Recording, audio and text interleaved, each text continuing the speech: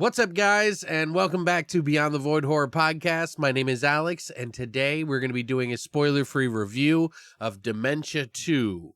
Yes, the sequel to a movie that was much more serious than this one, and it's not related, really. But let's get into it.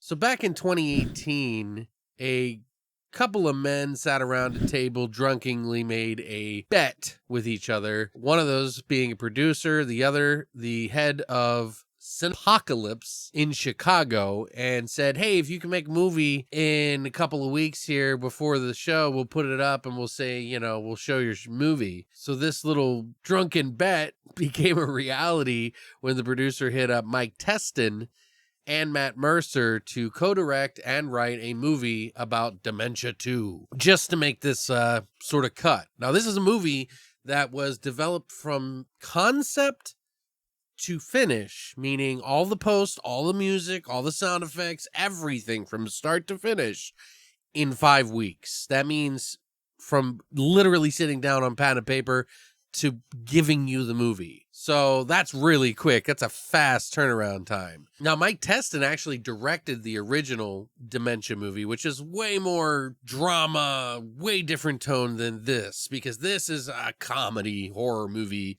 that is somewhat uncomfortable in a lot of ways, whether it be gross out blood or guts or just uncomfortableness with the situation. I won't spoil it.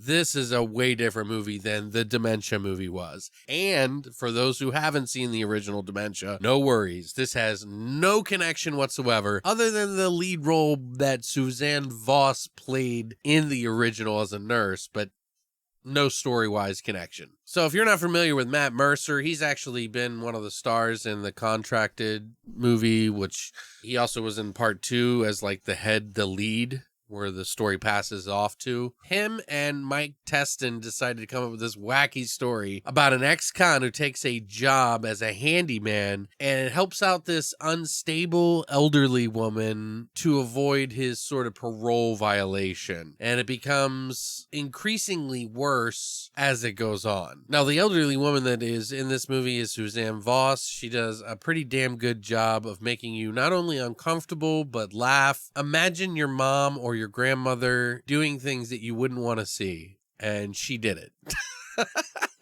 She really did it. Matt Mercer, who is also starring in this movie, who also co-directed and wrote this story, he did a really good job in this movie of playing the uncomfortable guy, just trying to get through a bad situation and trying to turn it into a good situation by dealing with this fucked up situation. It is a very small movie, and it only has approximately like 4 cast members, but they did a lot with this movie to make it feel really good. So when I watched the trailer, I was like, what the fuck is going on here? They got this lady who's spitting up all this black shit or blood, I guess, in black and white, but it looks black and white. And it says, just too bad she's dead. And I'm like, okay, what? This is interesting enough for me to kind of figure out what's going on. And then they showed some like fever dreamish shit that's on the screen. I was like, okay, I'm into that. I like David Cronenberg. I like stuff like this. Let's watch it. Let's check it out. So I did. I watched this 1-and-6-minute movie today. It's out on Google Play if you want to check it out. It'll probably hit other places in a day or two. That was just the only one I could find it on. But I actually kind of enjoyed it. And, for a movie that was made and literally shot in 5 days, by the way, I think they did a really good job. Is it the funniest thing I've seen all year? No, it isn't. But it is pretty funny in some regards. It is pretty gross in a lot of ways. It is pretty uncomfortable and unsettling and kind of scary in some ways too. So it's got a lot going on for it, but it is solely based in comedy and supposed to be funny, okay?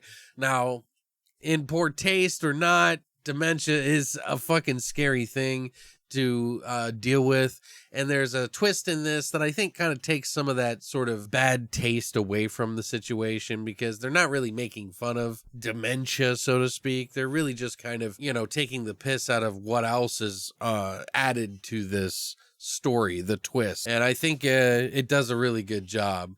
Seeing Suzanne Voss play Mrs. Goldblum, she did a really good job in just doing everything that she needed to do. Like I said, I'm picturing my mom or my grandmother or something like that, you know, like doing these things, and it just blows my mind. She just went there. And then it bouncing off of Matt Mercer and some of the other characters in the movie, I thought it was pretty good. Now, it is a very independent film, and like I said, you have to remember, this is shot on a very small budget, very fast, and you have to give it props. It's hard to judge because I account for all things, and I enjoyed the movie. I wanted to see more. I wanted to see where it go. Was it perfectly executed in all of the aspects that it did? No. There's some flaws in this movie, but I still think overall it's something different that you might not have seen, and knowing the history behind this movie, I think just kind of makes this experience a little bit better for me. So that's why I told you guys moving forward.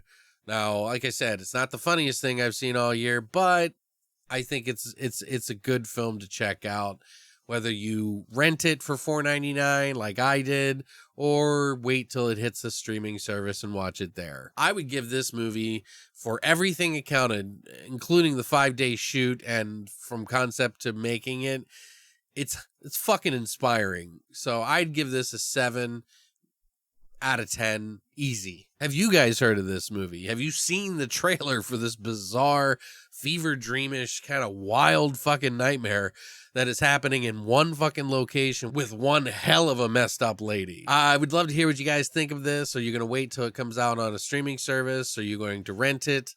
I personally wouldn't mind picking this up if it comes out to a Blu-ray or DVD. I'd like to have it at some point. You can also buy it on digital, by the way. I think it's like $10 if you just want to go for it instead of just renting it for half of that. But other people are going to think, you know, it could be lower, could be higher, who knows? But I think 7 is just perfect for me. So let me know what you guys think in the comments section down below. Thank you so much for coming by each time to check out these videos. It really does help me out a lot. If you enjoy this content and you know somebody that might enjoy it, let them know. And also hit that bell icon to let you know when I have a new video out, as well as hit the subscribe button so you can see future videos like this. But thanks for coming by, and as always, long live the void.